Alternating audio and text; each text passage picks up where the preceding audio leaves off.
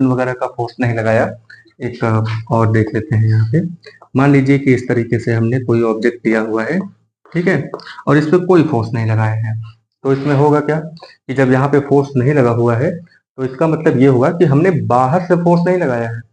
और ये ऑब्जेक्ट अगर रुका हुआ है तो इसका मतलब ये है कि ये अंडर बैलेंस फोर्स है।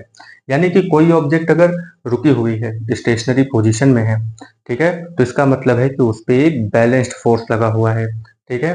और अगर कोई ऑब्जेक्ट चल रही है और चलती ही जा रही है और बाहर से कोई और फोर्स नहीं है, यानी कि उसका जो वेलोसिटी है वो यूनिफॉर्म है, तो इसका मतलब ये भी है कि उस पे जो फोर्स लगा है वो भी बैलेंस्ड ही है, ठीक है। वो बैलेंस फोर्स के इंक्लूडिंग वो चलती चली जा रही है, ठीक है। तो यहाँ पे अगर हम बात करें, तो यहाँ पे अगर हम देखें तो एक एटमॉस्फेरिक प्रेशर, प्रेशर भी फोर्स ही होता है पर यूनिट वॉल्यूम, ठीक है। तो यहाँ पे एटमॉस्फेरिक प्रेशर जो है इस पे लगा हुआ है, प्लस ये नीचे